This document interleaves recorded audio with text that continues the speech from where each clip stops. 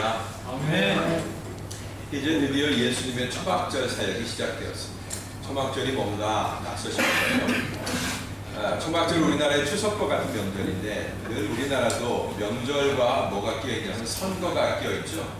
그래서 설날, 대선, 초막절, 추석, 총선 이런 것처럼 예루살렘 유대 백성들한테도 이 초막절과 유월절은 굉장히 중요한 절기고 고대 세계에서 보기 드물게 많은 사람들이 모이는 그런 축제입니다. 이스라엘의 모든 남자들은 예루살렘에 모여서 꼭 제사에 참여해야 되는 그런 민족적인 축제이자 의무인 절기입니다. 그때 예수님께서 이제 초막절의 사역을 시작하는데 가만히 우리 예수님의 사역을 보면 그 중요한 때 우리가 생각하는 그런 사역을 탁 터뜨리시면 좋을 것 같은데 우리가 생각하는 사역을 하지 아니하시고 뭔가 이상한 사역을 하세요. 오늘도 역시나 예수님은 그의 첫 번째 사역을 초막절 첫 번째 사역을 뭘로 시작하냐면 벽 깨뜨리기 이 사역으로 시작합니다. 따라 한번 해볼까요? 벽 깨뜨리기. 뭔가를 세우는 게 아니라 뭔가를 깨는 것부터 시작한다는 것입니다. 6장, 7장의 설교를 계속 이어가다 보니까 예수님께서 유대인들이 가지고 있는 어떤 오해, 신앙적 오해들을 자꾸 벗겨주시려고 하는 것들을 만나요. 그러니까 저도 이 말씀 따라가다 보니까 우리 역시도 가지고 있는 그 신앙의 오해들, 우리의 곡해되는 부분들을 자꾸 제가 벗기려고 하는 것을 봅니다. 근데 이게 한두 번이면 좋은데 오래가면 자꾸 지적받는 것 같고 좀 짜증이 나잖아요. 좀 밝은 말씀도 좀 왔으면 좋겠는데 여러분 예수님이 그렇게 순서를 진행하시니까 저도 어쩔 수가 없습니다. 초막절이 명절절기에 예수님이 하신 게 벽을 깨뜨리는 거였단 말이에요. 어떤 벽이냐? 기존에 잘못 세워졌던 그런 벽이죠. 이스탄불에도 많은 잘못된 건축물들이 있죠. 우후죽순으로 막 허가 없이 세워진 그런 건축물들이 있죠. 지진을 걱정하는 사람들은 바로 그런 건축물들을 제일 많이 걱정하기도 하죠. 바로 설계 없이 얼기설기로 지어진 그때그때 임기응변으로 만들어진 그런 건축물들 때문에 어마어마한 피해가 동남부에 났던 것을 우리는 바라보고요. 또 새로 지은 설계에 의한 건물이라 할지라도 진정한 그 설계대로 하지 아니하고 숨기고 빼고 했던 그것 때문에 수많은 인명이 손상되는 것을 우리는 보았습니다. 그만큼 건물을 지을 때, 도시를 지을 때 기초가 중요하고 처음에 설계가 중요하죠. 그런데 유대인들은 각 시대마다 하나님께서 좋은 자원들과 좋은 사람들을 붙여주셨음에도 불구하고 자기 임의대로 설정한, 자기 임의대로 만들어낸 그런 신앙의 건물들이 많이 있었어요. 그리고 그것들을 높은 벽으로 쌓고 자기들만 향유하며 마치 거기가 전부인 양 그렇게 자기들의 시대를 강요했습니다. 자, 이런 작업은 정기적으로 하나님께서 깨는 작업을 계속 하셨어요. 왜냐하면 그래야만 온전한 신앙의 개념이, 온전한 하나님과의 관계가 형성이 되기 때문에 여러분 벽이 있다는 얘기는 뭐죠? 지금도 예루살렘에 가면 뭐죠? 통곡의 벽도 있지만 그 유대인들과 이방인들을 가르는 어마어마한 그 장벽이 있죠. 장벽이 있습니다. 어마어마해요. 그래서 불과 얼마 전에는 앞 동네에 이렇게 바로 앞집에 이렇게 지나다녔던 사람들이 세워진 그 엄청난 장벽 때문에 멀리 돌아가야 돼요. 통로가 몇 개 되지 않아요. 네. 이런 장벽은 관계를 허뭅니다. 인간이 하나님의 법을 이용해서 만든 그 장벽은 아이러니하게도 하나님과의 관계를 허물었어요. 하나님과의 관계를 단절시켰던 것입니다. 그래서 하나님은 정기적으로 그들이 쌓고 있는 벽, 불신앙의 벽, 말씀이라고 하는데 말씀이 아닌 것으로 쌓은 벽, 율법이라고 하는데 율법이 아닌 것으로 쌓은 벽을 정기적으로 허무셨어요. 그게 바로 사사시대부터 등장한 신앙의 많은 개혁가들, 우리가 잘 아는 사무엘, 다윗, 이사야, 예레미야, 다니엘 이런 모든 우리가 잘 아는 인물들이 대부분 그런 작업을 했던 사람들입니다. 하나님은 각 시대마다 이렇게 필요한 개혁을 하기 위해서 자기 종들을 보내셨어요. 근데 문제는 그때뿐이었다. 그때 반짝하고 마는 거. 그때 잠깐 울고불고 회개하고 주여 잘못했습니다. 우리가 어떻게 할까요? 막 그냥 사무엘 앞에서도 그랬고요. 에스라 앞에서도 그랬고요. 그들은 그냥 가슴을 잠깐 치고 울고불고 한 것으로 그냥 다 떼어버렸어요. 그만큼 이스라엘의 타락의 경향성은 늘 심하게 휘어져 있었던 것입니다. 그래서 그렇게 부질없는 반복을 끝내기 위해서 아버지 하나님이 히든 카드를 유대 세계 가운데 보내셨어요. 자기 백성들에게 보내셨어요. 그 히든 카드가, 하나님의 히든 카드가 바로 예수님입니다. 예수님을 보내서, 그의 아들을 보내서 이제 그들을 온전히 치유하고자 하신 거예요. 그러나 이 유대인들의 타락의 경향성은 하나님이 그 아들을 보내셨음에도 불구하고 그분을 거절하고 받아들이지 않았다는 거예요. 여러분, 이게 바로 죄인의 숙명입니다. 죄가 갈 수밖에 없는, 죄를 안고 있는 사람들이 갈 수밖에 없는 그런 길이에요. 그러면 그런 그들, 아들을 보냈음에도 불구하고 끝까지 뻗대는 그런 그들을 하나님이 포기하셨느냐? 그리고 보낸받은 그 아들 예수님은 자기 백성을 포기하고, 그래, 니들 멋대로 살아라, 이렇게 하시면서 그냥 우리 관계 끝내자, 이렇게 하셨느냐? 절대 그렇지 않으셨다.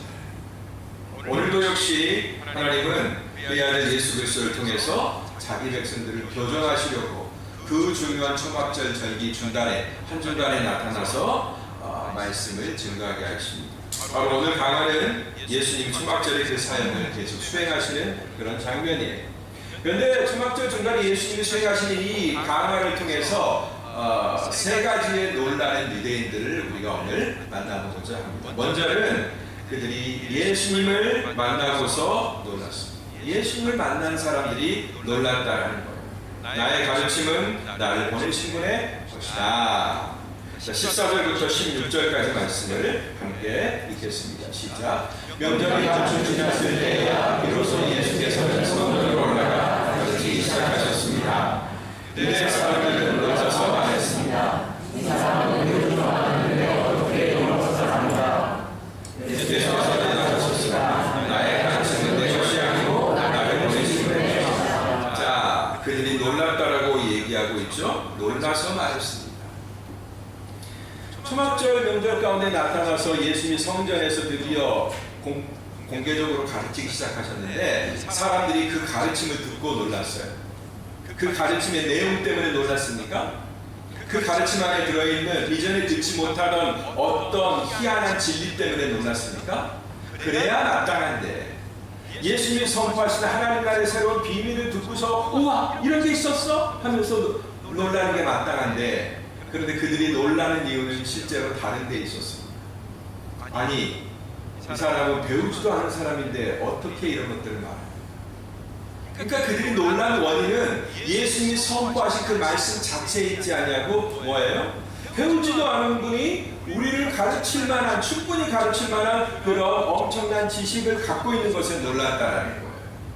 아니, 우리 구조에서는 나올 수가 없는데 대대적으로 랍비 휘하에 들어가서 그 랍비에게서 그 문화에서 오랫동안 수업하고 공부하지 않으면 이런 도를 깨우칠 수가 없는데 어떻게 이 양반이 이걸 알게 됐지? 배우지도 않았는데, 우리 구조 가운데 속하지도 않았는데, 우리의 질서 가운데 들어오지도 않았는데 어떻게 이런 걸 알지? 이 사실 때문에 놀랐다. 놀란 이유가 우리의 기대하고는 달라요.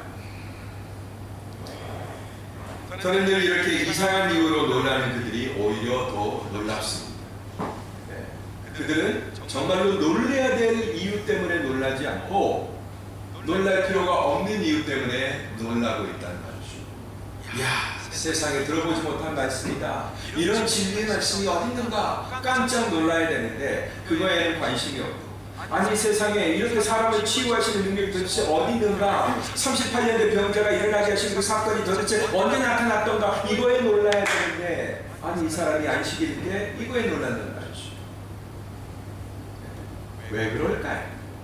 왜 우리들은, 왜 유대인들은 그런 방식으로 놀라는 것인가? 이것을 우리는 오늘 명심하고 오늘 말씀을 들어야 될 것입니다. 세속의 지식인들은 자기가 쌓은 세속의 실력과 그 다음에 그것을 세상에서 내가 검증받았다라는 거죠. 논문이나 학위를 통해서 그런 검증들, 그리고 그런 내 발견과 내 학업적 성취가 얼마만큼의 영향력을 가지고 있는가, 이걸 자랑하려고 합니다. 그만큼 사람들의 인정받는 것이 중요해요.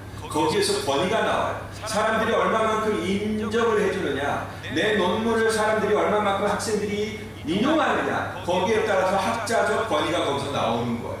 그래서 그런 것들을 자랑하려고 하고, 지식을 쌓는 수많은 동기들, 많은 공부를 하고 많은 책을 보고 밤새도록 주변 야릇하는 그런 이유가, 그 동기가 바로 이런 동기가 되기도 한다는 거죠. 권위 있는 자가 되기 위해서.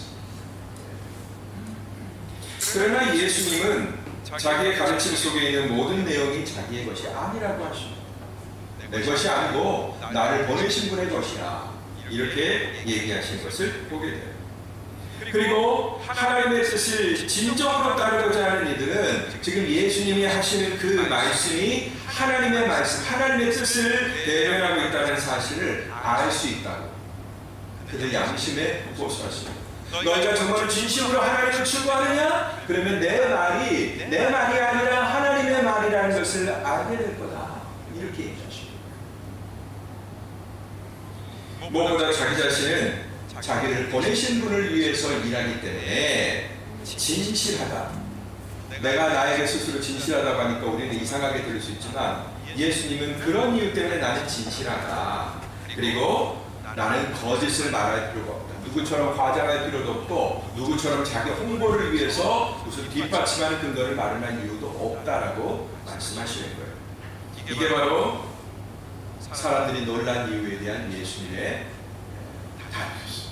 두 번째로, 사람들은 예수님의 고발을 듣고 놀랐습니다. 예수님에게 고발당할 줄은 몰랐어요.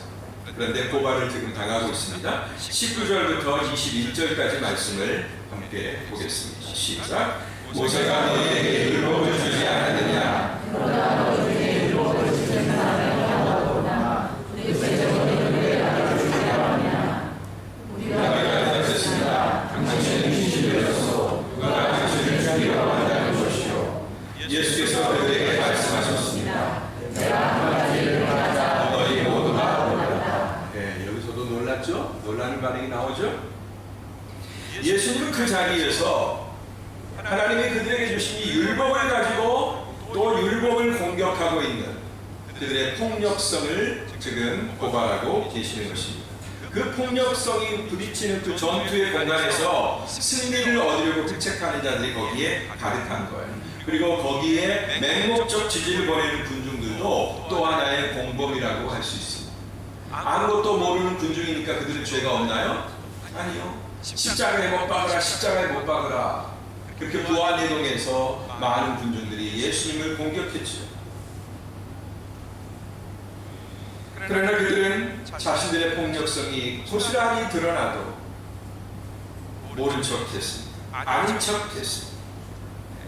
도리어 그것을 밝히는, 그들 안에 있는 폭력성에 대해서 다 드러내시는 예수님에게 당신 귀신 들렸어. 우리가 언제 당신을 죽이려고 했단 말이오. 이렇게 예수님을 오히려 모욕 주고 있는 모습을 보게 됩니다. 그러자 예수님께서는 그들의 허구를 드러내기 위해서 그들의 초점을 할례법으로 옮기십니다. 진짜를 보게 해주시기 위해서. 그러나 안 그러나 그들 안에 그런 폭력성이 감춰져 있는가 아닌가를 보여주기 위해서 그들의 시각을 지금 할례법으로 옮기신다라는 거예요. 그 할례법 속에는 유대인들이 인정할 수밖에 없는, 모든 유대인들이 인정할 수밖에 없는 예외 조항이 들어있기 때문에 그렇습니다. 하나님의 백성으로 구별되는 것이 바로 할례예요. 이 하나님으로 구별되는 것이 너무나 중요해서 그들은 전쟁을 앞두고서도 할례를 행했습니다. 지금 적들이 눈앞에 있는데도 불구하고 그들은 할례를 행했어요. 그 정도로 할례법이 중요하다는 것입니다. 난지 8일 만에 이스라엘의 모든 남자들은 표피에, 남자의 성기에 자국을 내야 했어요. 하나님의 백성임을 거기다가 표식으로 남겨야 했다는 거예요. 이만큼 할례법은 그들에게 중요했습니다. 그 할례법은 안식일의 노동금지법보다도, 안식일에 어떤 일도 해서는 안 된다라는 그 법보다도 훨씬 더 상위에 있는 우선순위가 다른, 가치가 다른 그런 법이었던 것이죠. 너희가 바로 그렇게 행하지 않느냐? 모세 율법, 그 할례를 행하기 위해서 너희가 안식일에도 할례를 행하지 않느냐? 자, 난지 8일 만에 할례를 받아야 되는데 어떤 아이가 태어났어요? 그런데 8일째 되는 날이 하필이면 안식일이야. 그러면 그 전날 하든가 그 뒷날 하든가 우리는 융통성을 발휘하겠죠? 그러나 융통성이 제일 없는 민족이 유대인들이잖아요. 어떻게 해요? 반드시 할례를 안식일 날 행하는 거예요. 그럼 여러분 그 할례를 집전하는 제사장이나 그 사람들은 어떻게 해요? 안식일에 노동을 한 거잖아요. 그죠? 그들이 고발한 예수님이 사람을 살리는 그 노동을 했다고 고발했는데 그들 역시도 노동을 한 거잖아요. 그들의 삶 가운데 계속되고 반복되고 있는 일이잖아요. 그죠? 예수님은 여기에서 무엇이도 우선적인 가치인지를 말씀해주고 있는 것입니다. 우리나라 어디 언론인가 그런 말이 나왔었죠. 무엇이도 중요한디 뭐 이렇게 할아버지 할머니들 사투리를 이용해서 무엇이도 중요한디 정말로 중요한 게 있다는 거죠. 우리나라의 정부도 많은 요새 이렇게 대처하는 거 잘못해가지고 또 관료들이 그때 안 갔다 그래서 막 그냥 국민들이 불만입니다. 그죠? 또 핑계하는 사람 내가 간다면 뭐 달라지겠어요? 이런 말을 하고 있고요. 근데 여러분 우리가 믿고 있고 우리가 신뢰하고 있는 정부도 뭐가 중요한지를 헷갈릴 때가 참 많이 있다는 말이죠. 세월호 사태 날 때 그런 일들이 있지 않았습니까? 정말로 중요한 게 뭔지를 먼저 해야 된다는 거죠. 무엇이 더 중요한지를 알아야 되는 거죠. 그런데 습관 가운데 거칠 가운데 그렇게 맹목적으로 살아다 보면 진짜 중요한 게 뭔지를 우리는 잊어버리고 우선순위를 바꿀 때가 너무나 많이 있다라는 것입니다. 마지막으로 우리는 할 말이 없어서 놀라는 사람들을 만나게 됩니다.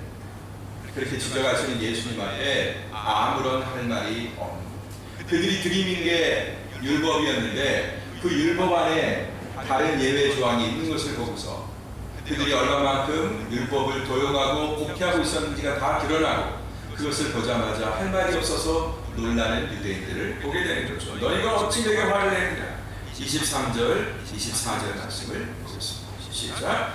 이같이 제 율법을 어기지 않으려고 사람이 안식일에서 할례를 받는데 내가 안식일에 사람의 몸을 성하게 주었다고 해서 너희가 어찌 내게 화를 내느냐. 공모양으로만 판단하지 말고 공모하게 판단하라. 난직하게 할례를 받아야 된다는 율법을 지키기 위해서 심지어 그 해당일인 안식일에 할례를 받게 되어도 아무런 말도 하지 않던 사람들이죠. 그런데 예수님께도 역시 마찬가지였죠.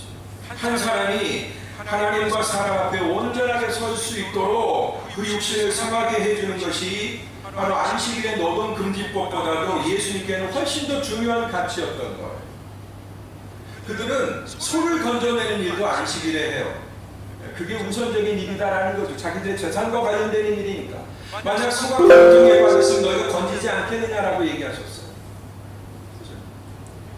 그러므로 그것은 정말로 지키고자 하는 생명과 같은 가치가 아니라 필요할 때만 들이미는 공격을 위한 뭔가를 꼬투리 잡기 위한 그 기울기와 뒤틀림 때문에 유대인들은 베데스다 연못에서 새롭게 된 그 한 사람과 그리고 그 기적을 일으킨 생생한 원인에 대해서 보지 못했습니다.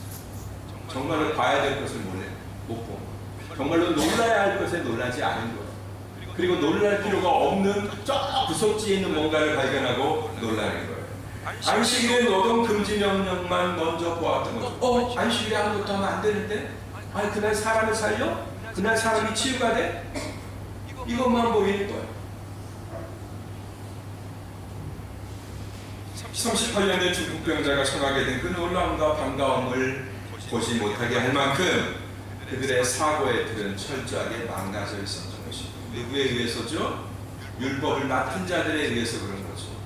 율법을 하나님을 위해서 자기 백성들을 위해서 선하게 해석하지 아니하고 자신들의 권력을 위해서 자기들의 세계관을 위해서 그렇게 왜곡한 곡해한 덕분에 만들어진 결과다라는 것입니다. 죄가 낳은 이기심과 욕망 때문이죠.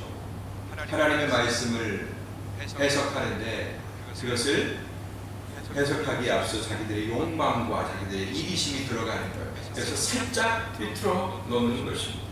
그래서 주님은 그들에게 그 겉모양이 아니라 공정한 눈으로 판단하라. 나도 공정한 눈으로 너희가 판단하고 그 공정한 눈으로 판단해서 정말로 공정하게 보이거든 내가 너희들에게 전도하는 이 말씀에 대해서 오해 없이 독해하지 말고 꺾이지 말고 들으라. 그리고 듣고 그 말씀 속에 있는 생명력을 취하라 라는 주님의 말씀입니다. 이제 오늘의 시대로 우리의 눈을 돌려보도록 하겠습니다. 17절 말씀에 예수님이 이렇게 얘기하셨어요. 다시 한번 반복합니다. 누구든지 하나님의 뜻을 따르려는 사람은 이 가르침이 하나님에게서 온 것인지 내가 내 마음대로 말하는 것인지 알 것이다 라고 예수님 말씀하셨어요. 여러분, 우리 안에 예수님에 대한 사모함이 있고 하나님의 뜻에 대한 사모함이 있고 그 뜻을 알고자 하는 열망이 있잖아요. 그러면 다 압니다. 교회 나오신 지 얼마 되지 않고 복음에 대해서 들어본 지 얼마가 안 됐어도 이 말씀이 지금 나를 후리려고 하는 말씀인가 아니면 이 말씀이 나를 세우려고 하는 말씀인가 그것을 분간할 수 있다라는 것입니다. 또 반대로 내가 어떤 선입견과 오해와 곡해 가운데 꽉 갇혀 있으면 아무리 생명력 있는 말씀이 공급돼도 다 이상한 말로 들리게 되어 있습니다. 그리고 오히려 틀린 말이 이렇게 할 말이 옳은 말처럼 들릴 수도 있는 내 마음에 어떤 필터가 있느냐에 따라서 필터가 있느냐에 없느냐에 따라서 달라지는 것입니다. 그렇다면 여러분께서는 오늘 이 예수님의 말씀이 진실한 말씀으로 들려오십니까? 또한 성경이 설계하고 일러준 진정한 교회가 어떤 모습인지 예수님이 자꾸 벽깨기 하고 있는데요. 여러분 안에 형성되어 있었던 어느덧 형성되어 있던 그런 벽들이 깨지고 있느냐 말씀이에요. 교회는 이리하려 모름지기, 목사는 이리하려 모름지기, 집전자는 이리하려 모름지기 라는 여러분들의 관점이 다 있을 거예요. 근데 그것이 뭘로 말미암아 형성이 됐습니까? 어떤 반작용으로 말미암아 여러분 안에 불편한 어떤 감정으로 말미암아 형성된 것입니까? 아니면 순전한 하나님의 말씀이 준 지식에 의하여서 그것이 형성된 것입니까?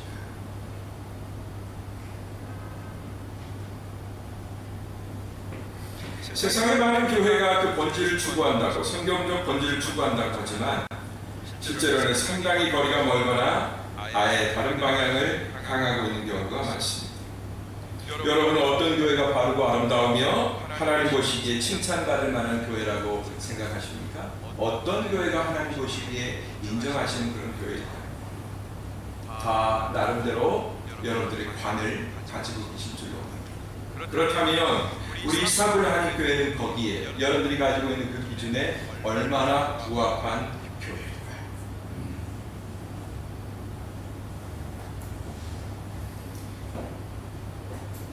세상을 가만히 지켜보니 제가 세상을 오래 살지를 않았습니다. 훨씬 더 오래 사신 분들이 많이 계신데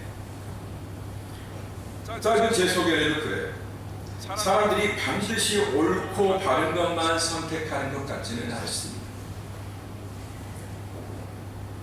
다는 아니겠지만 사람들이 반드시 옳고 좋은 것, 바른 것 이런 것만을 선택하는 것 같지는 않아요. 또 교회도 오래 관찰했습니다. 교회 안에서 일했고 교회밥만 먹고 살았습니다. 그런데 교회들도 성경만을 따라가는 것 같지는 않아요. 그리고 그 안에 있는 성도들도 더 이상 믿음만을 따라서 살려고 하는 것 같지도 않습니다. 더군다나 목사들도 자기가 선포한 말씀대로 먼저 순종하려고 하는 것 같지가 않습니다. 저만 쏙 빼놓고 지금 제가 누군가를 비판하기 위해서 하는 말이 아니라는 거 여러분 아시겠죠? 우리가 이 부분에 대해서 공감대를 좀 갖자, 공통의 인식을 갖자라는 차원에서 말씀을 드립니다. 사람들이 다 어떤 것을 선택하지 않는 것처럼 교회도 다 성경대로 따르지 않고 성도들도 다 믿음대로 살지 않고 목사조차도 자기가 선포한 말씀대로 순종하지 않는 그런 현실이 불행하게도 오늘 우리의 현실이다. 우리를 둘러싸고 있고 우리가 살아가고 있는 현실이다. 그러면 여기를 봐도 저기를 봐도 뭔가 희망이 보이지 아니하니까, 정말로 대안이 보이지 않으니까 우리가 여기서 절망하고 이제는 신앙생활 더 이상 가망 없어, 교회는 더 이상 가망 있는 곳이 아니야 라고 포기하고 말아야 될까요? 아니요, 저는 아니라고 생각합니다. 아니라고 믿습니다. 또 아니라고 선포합니다. 그렇지 않은 교회와 성도들이 훨씬 더 많이 있습니다.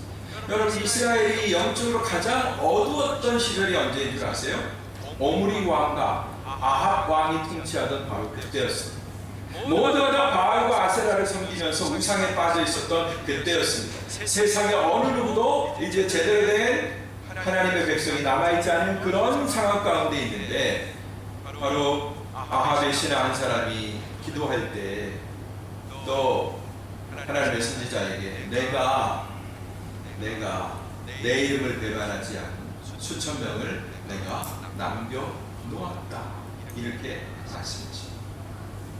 여러분, 이 시대에도 새로운 생명을 주고 새로운 빛을 줄 그런 존재가 지구촌 어딘가에, 우리들 교회 어딘가에 숨어 있는 줄 믿습니다. 교회는 그 존재만으로도 여전히 세상의 희망입니다. 주님이 아직 교회를 존속시키고 계시잖아요.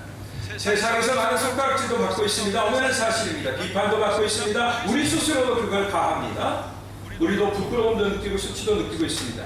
그럼에도 불구하고 주님은 예수 그리스도의 교회, 그 교회를 계속해서 교회로 존속시키고 계신다는, 여전히 교회에게 희망을 걸고 계시고 교회에게 역할을 맡기고 계십니다. 여러분, 우리가 오늘 예수님의 말씀처럼 겉모양이 아닌 공정함을 가지고 진리의 말씀을 접한다.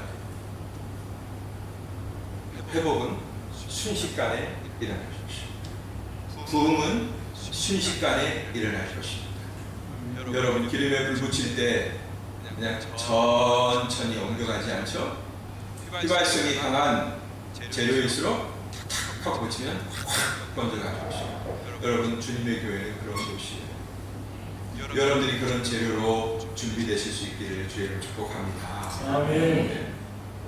옛적 유대인들처럼 자기 논리로 만든 그럴싸한 핑계, 그리고 미미대로 만든 대안, 현실적인 대안, 세속적인 대안, 이런 것들을 따르지 않고 순전한 주의 가르침을 따를 때 기회는 언제나 우리에게 열려 있습니다. 초막절은 지금도 계속되고 있습니다. 그리고 초막절에 일하셨던 그 주님, 2000년 전 초막절에 이 말씀을 선포하시고 생수의 복음을 선포하셨던 그 주님은 여전히 동일하게 역사하고 계시고 그의 교회를 붙들고 계십니다. 이 사실이 우리에게 희망이에요. 우리 주님이 교회를 포기하지 않으셨다는 게 희망이에요. 교회 안에 멋진 성도들, 거룩한 성도들이 얼마만큼 남아있다라는 게 희망이 아니라, 그거보다도 진짜 희망은 뭐예요? 그의 교회, 몸된 교회를 우리 주님께서 온몸으로 붙들고 계시다라는 것이 우리에게 희망인 것입니다. 마지막으로 말씀 한 구절 쳐다보고 말씀 바라보겠습니다. 시편 95편 7절 말씀입니다. 한 목소리로 두 번 반복해서 읽었으면 좋겠습니다. 시작. 그분은 위안하시고 우리는 그분 목장의 백성들이요 그분 손에 따르는 양들이다. 너희는 그분의 음성을 들으라. 한 번 더. 그분은 위안하시고 우리는 그분 목장의 백성들이요 그분 손에 따르는 양들이다. 너희는 그분의 음성을 들으라. 아멘. 이 말씀보다 확실한 말씀이 어디 있습니까? 이 말씀을 마음에 새기고 오늘 여러분들에게 주어진 시간을 여러분들의 기회의 시간으로 확보하는 은혜가 있기를 축복합니다. 기도하겠습니다.